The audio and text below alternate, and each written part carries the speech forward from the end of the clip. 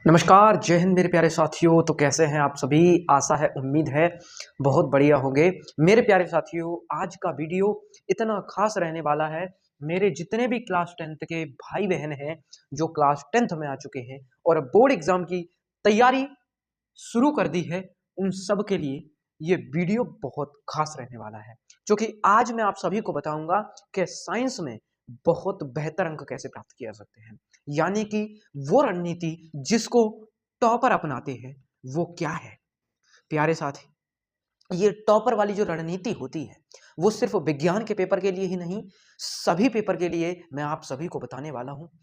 बहुत सारे डाउट रहते हैं जो क्लास 10th के छात्र होते हैं, छात्राएं होती, उनके ये डाउट रहते हैं कि भैया हमें थ्योरी याद नहीं होती, रिएक्शन को कैसे करेंगे साइंस में, और जो थ्योरी है उसको याद नहीं रख पाते। उसके साथ साथ कुछ रिएक्शंस ऐसी आ जाती हैं जो कुछ समय तक याद रहती हैं, फिर याद ही नहीं रहती।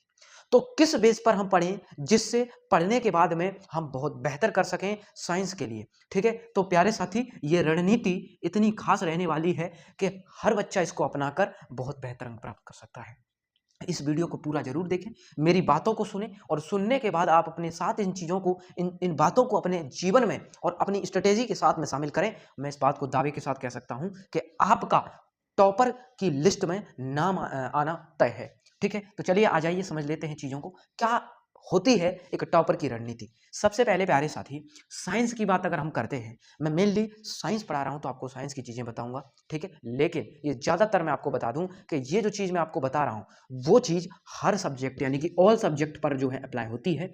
ठीक है, चाहे वो कोई सा भी सब्जेक्ट सही, आपका क्लास 10th का सही या फिर क्लास 12th के लिए भी सही। ठीक है, चूंकि क्लास 12th में भी केमिस्ट्री फिजिक्स होती है, तो वो सारी चीज़ें जो है होती हैं केमिस्ट्री फिजिक्स वाली। ठीक, तो यहाँ पर ये चीज़ें जो है समझने वाली होती हैं, यहाँ पर सबसे बड़ी बात। ओके, अब यहाँ पर एक चीज़ आपको याद रखनी होगी। क्या चीज़ याद रखनी? कि भैया थ्योरी की बात आती है, रिएक्शन की बात आती है, तो क्या तरीका है इनको याद रखने का, इनको समझने का। प्यारे भाइयों और बहनों, थ्योरी को याद करने का मैं सबसे बेहतर तरीका आपको बताता हूँ। मान के चलो, कोई चैप्टर आप पढ़ रहे हैं, ठीक, कोई सा भी, जैसे आप समझिए कि प्रकाश वाला चैप्टर है। ठीक है, प्रकाश का परावर्तन एवं अपवर्तन वाला चैप्टर आप पढ़ रहे हैं, या मानव नेत्र या रंग बिरंगा संसार आप पढ़ रहे हैं, या कोई अन्य पाठ पर अम्ल क्षार एवं लवण पढ़ रहे हैं, तो उसकी थ्योरी को अगर आपको याद करने की बात करोगे तो याद रखना, याद करने से तो याद रखना कि याद अगर तुम कर रहे हो तो वो याद किया हुआ तुम्हें वहीं तक याद रहेगा। जैसे ही बोर्ड एग्जाम के सेंटर पर जाओगे, बोर्ड एग्जाम के सेंटर पर जाओगे जहां आपका सेंटर गया है, और जाते ही जैसे ही आपके मन में एंजाइटी आएगी, आपके मन में चिंता आएगी पेपर को लेकर, तो आप ध्यान रखना वो जो आपने याद किया था अपने घर पे, ठीक है, तो वो चीजें आपको याद नहीं रहने वाली।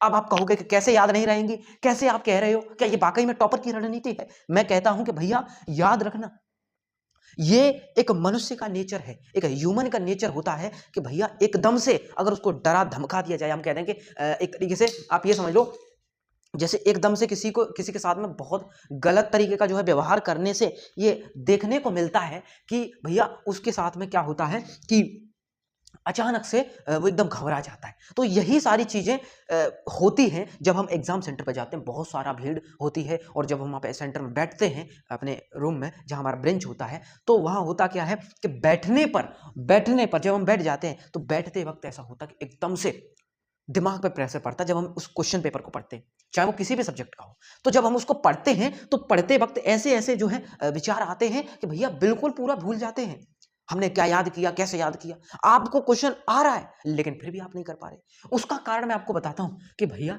आपने अगर याद किया है तो आप समझ लो किसी भी कीमत पर आप बहुत अच्छा किसी भी सब्जेक्ट में नहीं कर पाओगे। ये मैं आपको बता रहा हूं, ठीक है। और अगर बात ये आए कि हमें तो भैया बहुत अच्छे नंबर लाने हैं, लगभग हमें तो 70 में से 100 में से भैया 95 प्लस के लिए करना है, तो ध्यान रखना, अगर 95 प्लस की तैयारी अगर आप कर रहे हो तो एक इस बात को याद रखना कि अगर आप थ्योरी को याद कर रहे हो तो सबसे बड़ी गलती आप कर रहे हो अपने जीवन की, क्योंकि इससे बड़ी गलती आपकी कुछ हो ही नहीं सकती। क्योंकि थ्योरी जो होती है, ठीक है, थ्योरी को रटा नहीं जाता, उसको इस तरीके से समझो, उसको बनाना सीखो। कि मैं आपको एक एग्जांपल देता हूं कि जैसे मान लो प्रकाश है, प्रकाश का परावर्तन आप समझिए कि प्रकाश का परावर्तन, अच्छा आप मुझे बताओ, एक बच्चा है जिसने रट लिया कि नहीं प्रकाश का परावर्तन जब होगा जब कोई बिल्कुल शीशा ही होगा, मतलब शीशा पे ही परावर्तन होता है। ये बात तो आपको रटा दी गई कि शीशे के ऊपर ही परावर्तन होता है जब कोई प्रकाश किरण उस पर आती है। लेकिन क्या आप ये भी नहीं जानते कि परावर्तन उस जगह पर होता है जिसकी सतह चिकनी एवं चमकदार होती है। अब चिकनी चमकदार कोई भी चीज हो सकती है, समझ रहे हो? जैसे ये बोर्ड है कोई भी और चीज ले लो, जैसे जो मैं आपको दूं, कोई बर्तन है, बर्तन होते हैं स्टील के बर्तन, उसमें भी इस तरीके से चमकदार होता है वो भी, तो उसमें से भी परावर्तन हो सकता है। तो ये तो है। तो क्या हमें सिर्फ इस बेस पर काम करना चाहिए कि नहीं सिर्फ और सिर्फ शीशे से ही परावर्तन होता है, या हमें दिमाग में बस इसी बात को रखना चाहिए? तो सबसे बड़ी भूल यही है मेरे साथियों, सबसे बड़ी भूल है आपकी। और अगर आप ये काम कर रहे हैं तो समझ लीजिए कि आप टॉपर तो छोड़िए, उसके आसपास नहीं बढ़ सकते। क्योंकि अगर आप अपने अंदर इन चीजों को नहीं बदलेंगे कि थ्योरी को समझेंगे नहीं और याद करने के बेस पर काम करेंगे, तो समझ लीजिए कि आप बहुत गलत दिशा में जा रहे हैं। सबसे सही दिशा मैं आपको बताता हूं क्या है। सबसे सही दिशा यह है कि अगर आप किसी भी चीज को देखिए, एग्जामिनर जो कॉपी चेक करने वाले होते हैं उनको इन चीजों से मतलब नहीं होता कि बच्चे ने रटा हुआ लिखा है या वैसा लिखा है। लेकिन जब आपने यहां से याद करके गए और याद करने के बाद जब एग्जाम में भूल गए तो मैं लिखोगे क्या? पहली बात। दूसरी बात, ठीक है ये तो हो गया। अब अगर आप वहां पे जब लिख ही नहीं पाओगे तो फिर कॉपी में क्वेश्चन कैसे होगा? अगर आप उस चीज को याद रख लोगे, कैसे कि भैया परावर्तन वो चीज होती है जब किसी चिकने पृष्ठ पे से कोई चिकना चमकदार पृष्ठ हो और उस पे से प्रकाश की किरण टकरा के वापस लौट जाए, तो वो प्रकाश का परावर्तन। तो इस तरीके से अगर आप चीजों को समझेंगे और समझने के बाद आप अपने कॉपी में आंसर लिखेंगे, तो मैं इस बात को दावे के साथ कह सकता हूं कि बहुत बेहतर रणनीति की ओर आप जा रहे हैं। ये बात आप समझिए।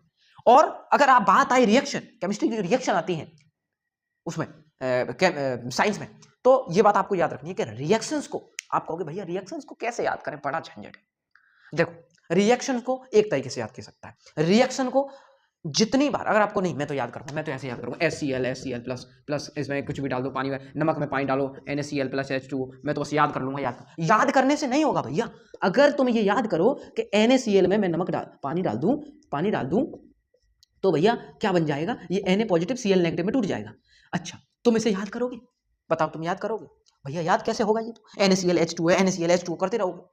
लेकिन इसका जो सही तरीका, सही रणनीति होगी वो सबसे बढ़िया ये होगी कि भैया अगर हम इस चीजों को 2 3 4 बार अगर लिख के देख लें तो ये अपने आप से याद हो जाएगा कि भैया मैंने पहले लिया NaCl और उसके बाद मैंने उसमें पानी डाला।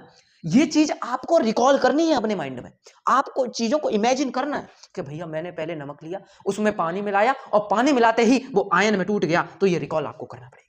और मैं आपको बता दूं इससे बड़ी कोई रणनीति नहीं हो सकती प्यारे साथी। वीडियो को एक शेयर जरूर करके जाना, क्योंकि ये रणनीति वो रणनीति है जो एक टॉपर बच्चा अपनाता है।